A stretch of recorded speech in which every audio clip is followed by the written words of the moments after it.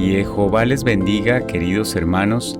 Bienvenidos nuevamente a este estudio de las Escrituras, la Biblia en un año, correspondiente a la porción semanal número 7. Esperando siempre que esta lectura de la palabra de Dios sea para edificación de todos ustedes, así como para nosotros a partir de sus comentarios y aportes en nuestro canal. Gracias por estar aquí y bienvenidos. Para esta semana continuaremos con el libro de Levítico, al cual dimos inicio en el primer capítulo en la porción semanal número 6 y que hoy continuaremos desde el capítulo 2 hasta el 18.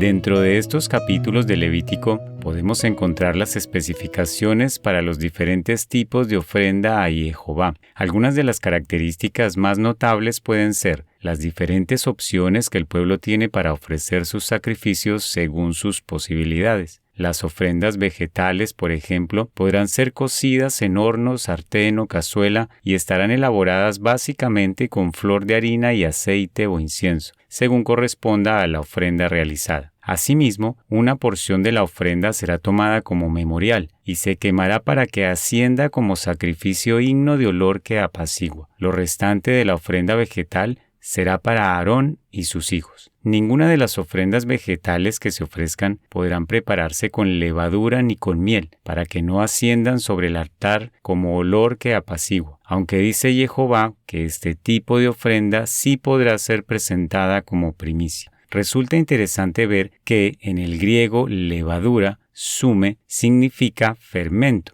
y está relacionado con ferviente o fervoroso. La relación del pecado con la levadura y cómo un poco de estos puede hacer crecer, leudar toda la masa es muy clara en pasajes como 1 de Corintios 5, 6, 8. Si bien todos somos pecadores, como lo dice 1 de Juan 1, 8, la diferencia está en dominar nuestros impulsos. Faltas como la ira o la soberbia nos pueden llevar a inflar nuestros ánimos, conduciéndonos a pecados mayores. Esa parte dulce que nos tienta a querer más y más es precisamente el deseo de nuestra carne por satisfacer nuestros impulsos más primarios, básicos y pecaminosos. También se especifica que la sal debe ser parte de los sacrificios y de toda ofrenda. Nunca deberá faltar. Es importante saber que la sal como conservante es un símbolo de la perdurabilidad de los pactos que se establecían con Dios. Mateo 5:13 nos dice: «Vosotros sois la sal de la tierra». Aquellos que estamos llamados a llevar la palabra, transformar con el Evangelio, diciéndonos también que, si no servimos para esto, si no somos esa sal para el mundo, simplemente no tendremos ninguna función y seremos desechados. Los sacrificios para las ofrendas de paz también son descritos puntualmente de la manera que el sacerdote deberá llevarlos a cabo. A diferencia del holocausto en Levítico 1:3, donde el animal debía ser macho, la ofrenda de paz podría ser un macho o hembra sin defecto. La razón por la cual debía ser sin defecto es porque el animal sacrificado moriría por nosotros a causa de nuestros pecados. Dicho de otra forma, ¿qué mérito tendría que un pecador diera su vida por otro pecador? Es como pagar una falta con otra igual o peor. Jehová no entregó a su Hijo con pecado o con defecto. Entregó a un Hijo irreprochable y justo a cambio de pecadores como nosotros. Yeshua el Mesías fue entonces sin mancha ni defecto, es decir, un sacrificio digno para la santidad del Padre. Encontramos también la alusión a los pecados de ignorancia contra cualquiera de los mandamientos de Jehová. Estos podían ser por parte del pueblo o también del sacerdote, el ungido, si éste pecó en perjuicio del pueblo. Es sabio para el creyente pedir perdón por aquellas cosas que sin darnos cuenta afrentan a nuestro Padre. Si bien son cosas que hacemos en ignorancia, esto no significa que no seamos culpables frente a Dios, como lo expresa Levítico 4:27. La palabra pecado aparece en Levítico por primera vez en el capítulo 4 como errar, yerro, shegagá en el hebreo, teniendo un sentido de una transgresión inadvertida o accidental. Diferente es el término que se aplica a un pecado voluntario, una actitud pecaminosa recurrente y totalmente consciente. La palabra hebrea es hatá. Esta palabra se encuentra, por ejemplo, en Éxodo 32:31, cuando premeditadamente el pueblo de la mano de Aarón construyeron un becerro de oro para idolatrarlo. Un corazón contrito y humillado, como nos dice el Salmo 50, 51:17, que siempre se arrepiente y vuelve al camino es un corazón acepto, humilde y renovado para Jehová. Así podemos seguir encontrando en este libro innumerables tipos de pecado, así como la forma de expiarlos. Si alguien es testigo de algo que vio o supo y no lo denuncia, comete pecado, y asimismo cargará con la culpa. Si alguien hace un juramento a la ligera para mal o para bien, sin darse cuenta de alguna equivocación, y después se percata que hay pecado en ello, deberá confesarlo. Destruir cosas sagradas para Jehová, así sea en ignorancia, también será considerado como pecado. Todas estas son situaciones que, si bien encontramos en Levítico para el pueblo de Israel, no están muy lejos de las cosas que vemos hoy en día. Aquellos que en ignorancia queman Biblias, agreden a creyentes o atentan contra las cosas de Dios son culpables. Los creyentes que prometen recurrentemente cosas y no se esfuerzan en cumplirlas también pecan. Aquellos que ocultan el pecado en defensa de un ser querido se hacen partícipes del pecado que encubren y aprueban. No podemos negar el valor moral y de conducta que desde siempre Dios ha dejado en las Escrituras. En la palabra de Dios podemos encontrar hasta los detalles más pequeños de la vida diaria, en los que se nos enseña a llevar una vida recta y justa. Bien es llamada en hebreo a la palabra de Dios Torah, instrucción. Aquel que engaña a su prójimo cuando le dejan algo en prenda o depósito, el que hurta, el que extorsiona, aun el que se encuentra algo que no es suyo y niega haberlo encontrado, todos estos son pecados y faltas para Jehová. ¿Has recogido algo en la calle y no lo devuelves a quien se le ha caído? ¿Cuántas veces has tomado algo prestado y así sea por olvido no lo has devuelto? ¿Te has comprometido a cumplir una cita y no has llegado a tiempo o simplemente no has llegado, rompiendo una promesa o un juramento? No solo debes devolver lo que no es tuyo, deberás arrepentirte porque ante los ojos de Dios has cometido un pecado y de ti depende que no se convierta en un hecho condenatorio frente a Dios.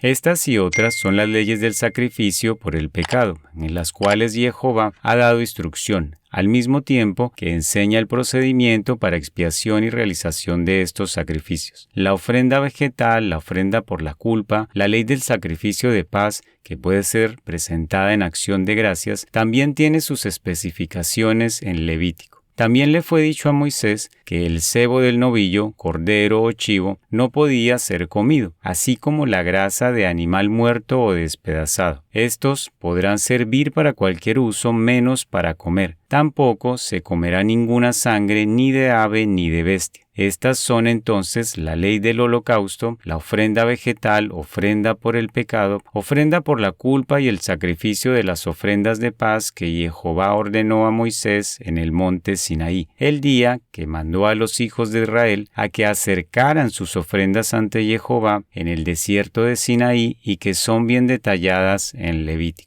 Una de las preguntas que nos surge es, ¿estas ordenanzas, como la de no comer sangre de ningún tipo, siguen siendo mandatos para nuestros días? Alimentos como los embutidos mezclados con sangre de animal, muy comunes hoy en día, ¿deberían comerse? Déjanos en los comentarios tu opinión al respecto.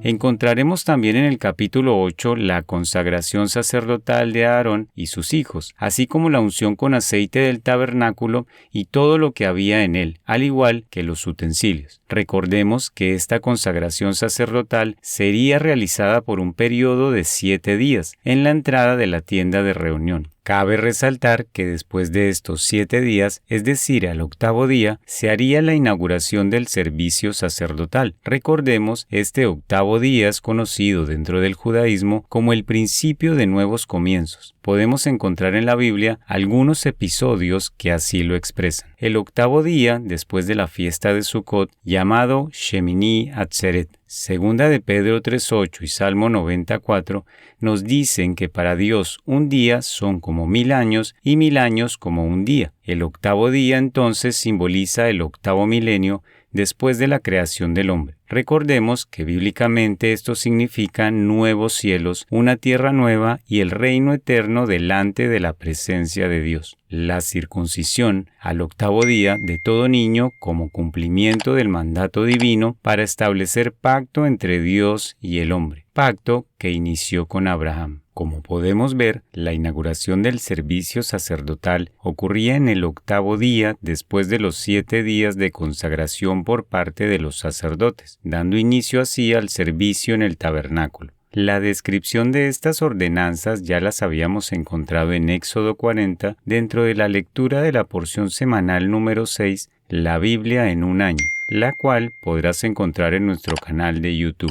En esta porción también vimos, en Éxodo 30, la razón por la cual los hijos de Aarón, Nadab y Abiú, murieron por quemar incienso en el santuario cuando Jehová no lo pidió y el cual recibió como un fuego extraño, quebrantando así un mandamiento de Jehová. Los cuerpos de Nadab y Abiú, consumidos por el fuego, son retirados de delante del santuario fuera del campamento, prohibiéndosele a Aarón y sus hijos, Eleazar y Tamar, hacer duelo por ellos. No se está hablando en este pasaje de una muerte natural como castigo por su afrenta. Hablamos de una horrenda muerte incinerados. Siempre ha sido un tema de debate si el infierno existe como un lugar de fuego, castigo y tormento eterno o simplemente es una analogía de algún tipo de proceso depurativo mediante el cual el ser humano que no reconozca a Dios debe pasar para llegar a Él. La realidad es que el concepto existe dentro de la cultura hebrea, así como dentro de la cristiandad. Tanto el Antiguo como el Nuevo Testamento lo plantean, y si bien se asumen de manera diferente según la doctrina, la verdad es que es una forma de juicio que Dios ha establecido para el hombre. En Génesis 9:11, Dios promete no volver a traer inundación a la tierra, lo cual en los tiempos de Noé fue uno de sus juicios, pero no prometió lo mismo hablando del fuego. De hecho, Isaías 66:16 nos dice que el Señor juzgará con fuego y con su espada a toda carne. Amós 7:4, Jeremías 15:14, Zacarías 13:9, Primera de Corintios 3:13, Apocalipsis 8:7, Segunda de Pedro 3:7, entre muchos otros, nos dejan muy en claro que realmente este será el juicio para todos aquellos que no reciban a Yeshua el Mesías en sus vidas. Por si esto fuera poco, Lucas 17:26 nos dice que cuando el Hijo del Hombre vuelva por segunda vez, es decir, Yeshua el Mesías, el mundo estará tan mal como en los tiempos de Noé, y que por esa razón también será destruido, esta vez con fuego. El Sheol o Seol en el hebreo, traducida como la morada de los muertos, no es solamente el lugar a donde se dirige todo aquel que muere, también es, según el Salmo 9:17, a donde irán todas las personas que se olvidan de Dios, así como también los malos, como nos dice la Escritura. La Gehenna, traducida en el griego como infierno, la podemos encontrar en versículos como Mateo 3:28, donde nos dice que no temamos a los que matan el cuerpo, pero que no pueden matar el alma. Hay que temer a aquel que puede hacer perecer tanto el alma como el cuerpo en el infierno. Esta palabra es una traducción de la palabra hebrea Gei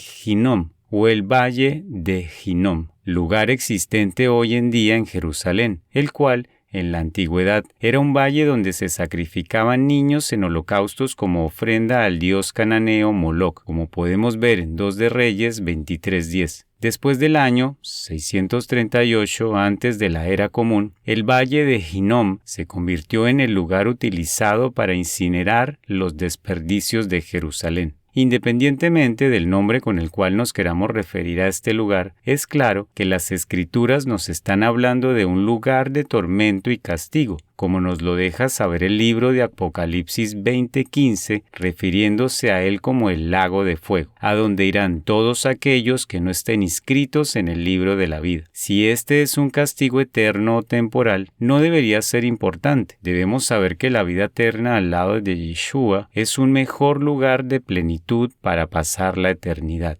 Otro de los mandamientos que Jehová le entrega a Aarón después de este episodio de la muerte de sus hijos es que no podrán beber vino ni licor cuando entren a la tienda de reunión. Si así fuere, morirán. Este sería un estatuto perpetuo para distinguir entre lo santo y lo profano, entre lo inmundo y lo limpio, dice Jehová. Esto nos hace pensar que otra de las faltas que cometieron los hijos de Aarón cuando quemaron incienso y murieron es que posiblemente también se encontraban embriagados. Posteriormente, en el capítulo 11, encontramos una detallada descripción de los animales que hay sobre la tierra o en las aguas y que son aptos para comer. Estos serán considerados puros. Aquellos animales que Dios prohíbe como alimentos serán considerados inmundos, prohibiéndose también tocarlos si se encuentran algún cadáver de estos. El cerdo, el conejo, la liebre, entre otros, no podrá ser comido, así como tampoco ningún animal de las aguas que no tenga escamas ni aletas, es decir,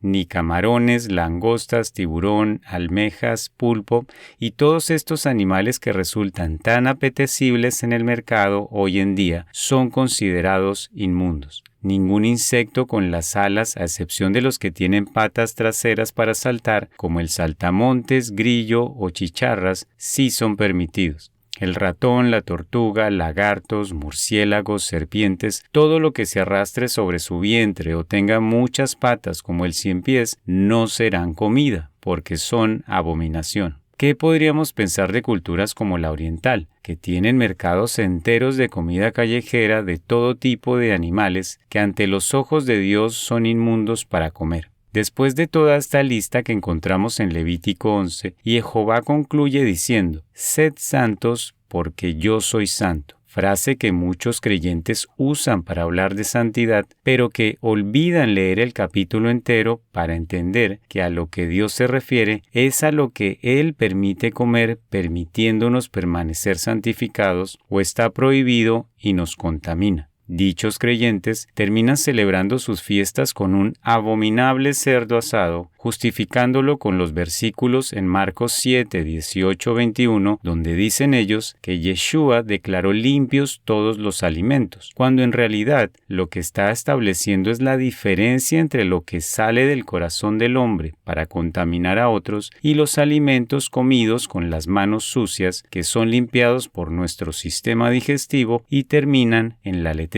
Recordemos que Yeshua está cuestionando desde el versículo 5 la ley farisea de lavarse las manos antes de comer. Leamos, versículo 5. Y le preguntaron los fariseos y los escribas: ¿por qué tus discípulos no andan conforme a la tradición de los ancianos, sino que comen pan con manos comunes? Comunes se refiere sin lavar las manos antes de comer, como decía la tradición de los ancianos. Versículo 18. ¿No entendéis que todo lo de afuera que entra en el hombre no le puede contaminar, porque no entra en su corazón, sino en el vientre y sale a la letrina? Esto decía, haciendo limpios todos los alimentos. Haciendo limpios todos los alimentos es el cierre de la frase anterior que se refiere a que lo que comemos termina en la letrina y no nos contamina por comerlo sin lavar nuestras manos. De alguna manera termina siendo limpio en nuestros vientres y desechado posteriormente en la letrina sin contaminación alguna para nosotros. El contexto de este capítulo de Marcos 7 se ratifica con los versículos siguientes. Versículo 20. Mas decía que lo que del hombre sale, aquello contamina al hombre, porque de dentro del corazón de los hombres salen los malos pensamientos, los adulterios, las fornicaciones, los homicidios. Dicho de otra forma, lo que comemos, nuestro vientre lo limpia y sale a la letrina, pero los malos pensamientos que salen de nuestro corazón, eso sí contamina.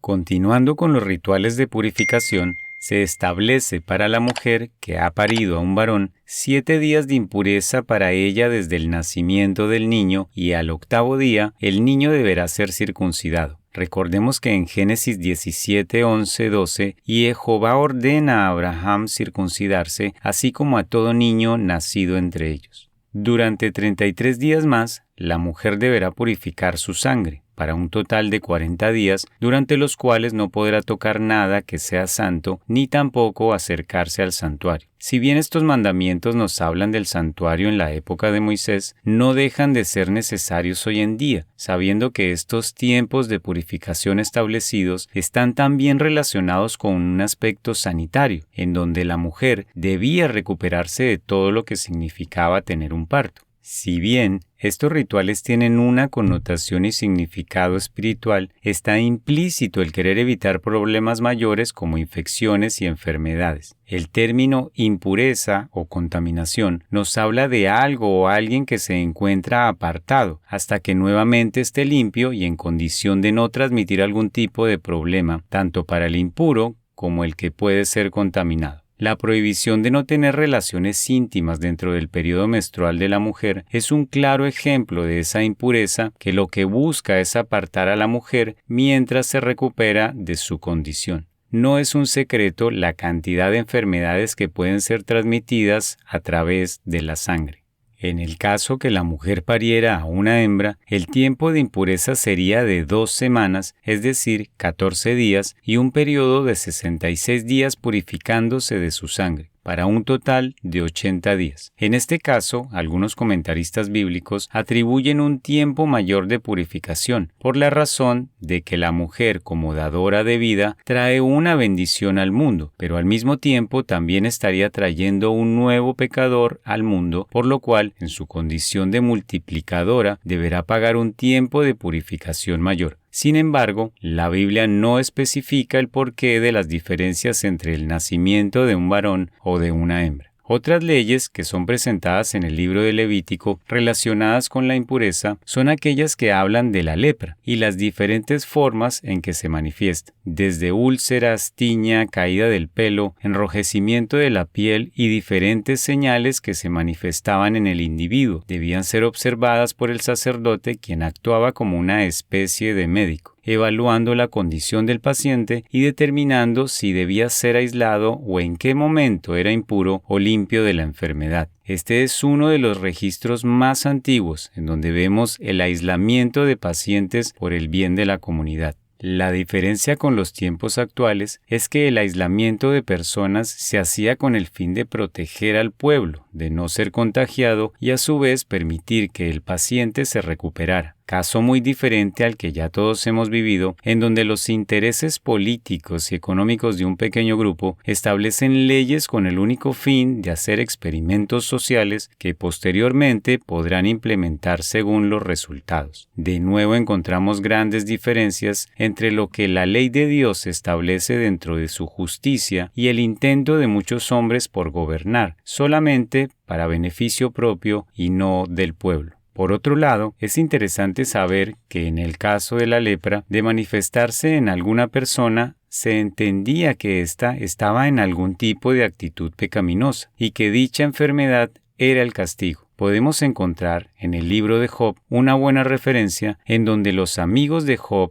Elifaz, Bildad, Zofar y posteriormente Elijú, cuestionan agresivamente a Job por su lepra, tratando de convencerlo que ésta es producto de su pecado. En Éxodo 4:1, Moisés duda de Jehová diciéndole que el pueblo de Israel no lo escuchará cuando les diga que serán sacados de Egipto, a lo cual, unos versículos más adelante, Jehová le muestra que cuando la mano de Moisés se llene de lepra, será sanada en presencia de todos. Podríamos entender que la duda de Moisés fue pecaminosa y Jehová quiso usarla como una prueba y tal vez una pequeña reprimenda de parte de Dios por su incredulidad. Asimismo, en Números 12:1 nos dice que Miriam y Aarón murmuraron en contra de Moisés y sabemos que el resultado del furor de Jehová por dicha actitud termina en la lepra de Miriam. Todo esto toma mucho sentido con tan solo ir a Éxodo 15:26, donde nos dice que si atendemos la voz de Jehová y hacemos lo correcto delante de sus ojos, observando sus preceptos y leyes, ninguna de las enfermedades o plagas que Dios puso en Egipto serán puestas sobre nosotros. Podemos concluir entonces que seguir los mandamientos de Dios nos protege de dichos juicios. Resulta interesante analizar el proceso de purificación de la lepra realizado por el sacerdote, quien una vez la lepra haya desaparecido del afectado, éste deberá ser rociado 7 veces con la sangre de una avecilla que previamente ha sido degollada en una vasija de barro sobre aguas vivas. De esta manera el individuo será declarado limpio. También deberá lavar sus vestidos y ser bañado con agua. En Segunda de Reyes 5, la indicación que el profeta Eliseo le dio a Naamán, jefe del ejército del rey de Siria, para ser sanado de la lepra, fue que se sumergiera 7 veces en el río Jordán. Estas eran aguas vivas, aguas que corren, a lo que Naamán orgullosamente respondió que no lo haría por tratarse de un río muy contaminado. De nuevo podemos ver cómo la lepra en este hombre era la manifestación de una actitud pecaminosa como lo es la arrogancia y el orgullo.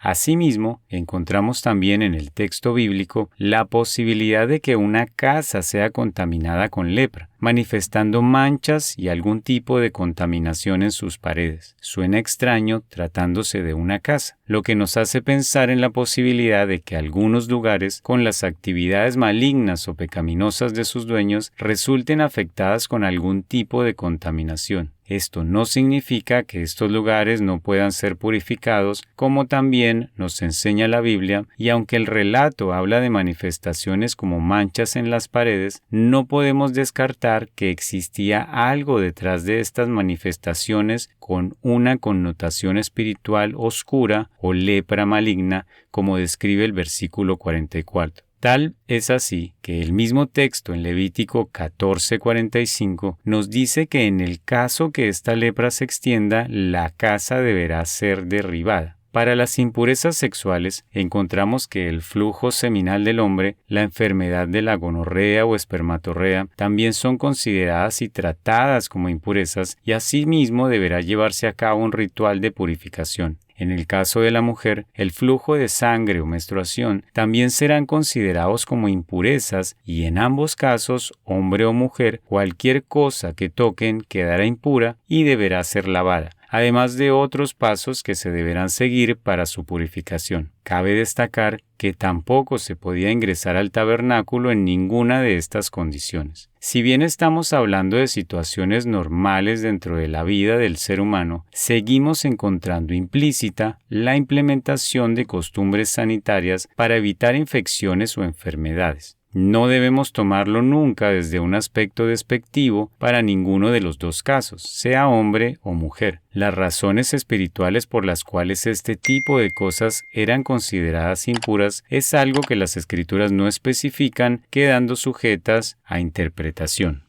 De alguna manera podemos establecer la separación que existe entre lo divino, lo espiritual, es decir, la pureza, la perfección, y por otro lado, la carnalidad, la sangre, la impureza en un hombre caído y pecador. De tal manera que tiene sentido que todo este tipo de rituales de purificación se convierten en el puente que Dios estableció para unir el mundo espiritual con el material y poder encontrar un camino para la redención y retorno ante la presencia de Dios en la eternidad. En relación con la sangre, ningún hombre podía sacrificar animales fuera del campamento o en ningún lugar que no fuera la entrada de la tienda de reunión bajo las indicaciones y leyes para dicho proceso. El comer sangre o realizar sacrificios para demonios eran costumbres que se habían querido heredar dentro del pueblo de Israel después de la salida de Egipto, siendo ritos paganos propios de esas naciones. La vida está en la sangre. Es la razón que Jehová entrega para erradicar estas prácticas. Resulta sorprendente que hoy en día sabemos de sectas y grupos que realizan estas prácticas, por lo que la ley de la palabra de Dios indiscutiblemente sigue siendo vigente y pertinente. Finalizando ya esta entrega número 7 de la porción semanal, encontramos en Levítico 18 las leyes para las relaciones sexuales prohibidas. No se podrá descubrir la desnudez de un pariente, es decir, tener relaciones íntimas con la madre, el padre, ni con la mujer del padre. Tampoco la hermana, los hijos, tíos, nietos, ni siquiera de los hijos del padre con otra mujer. Lo que hoy conocemos como hermanastros, la Biblia los considera hermanos. Tampoco se podrá tener relaciones con una madre y su hija porque es depravación. Se prohíbe tener relaciones con una mujer en medio de su periodo menstrual. Tampoco tener emisiones de semen con la mujer del prójimo, es decir, adulterio, ya que dicho hombre quedará contaminado al igual que ella. No se sacrificarán hijos a Moloc, dios de los amonitas, los cuales literalmente sacrificaban a sus hijos. No te acostarás con varón como si fuera mujer, ni tendrás relaciones sexuales con animales, ya que es perversión.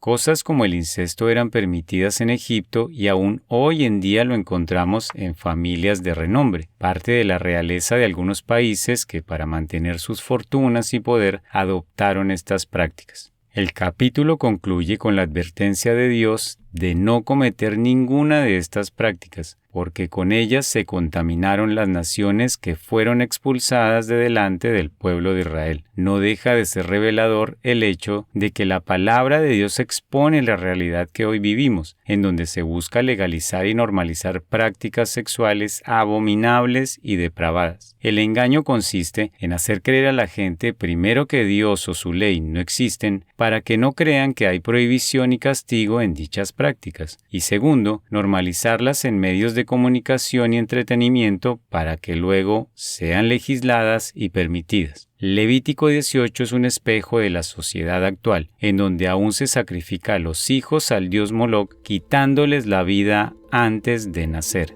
Queridos hermanos, y Jehová les bendiga y les guarde, y Jehová haga resplandecer su rostro sobre cada uno de ustedes y tenga misericordia. Y Jehová alce su rostro sobre ustedes y les dé paz. Amén. Me despido, no sin antes invitarlos a la siguiente porción semanal en una emisión especial que tendremos, por motivo de la celebración de las fiestas bíblicas de primavera, que casualmente coinciden con la fecha de emisión de la porción semanal número 8 correspondiente a estos pasajes bíblicos. Quedan cordialmente invitados, esperando que comenten, compartan y nos sigan en nuestro canal de YouTube con la lectura diaria de la Biblia y nuestra página Nuevos Creyentes, conociendo más de todo nuestro contenido. Muchas gracias.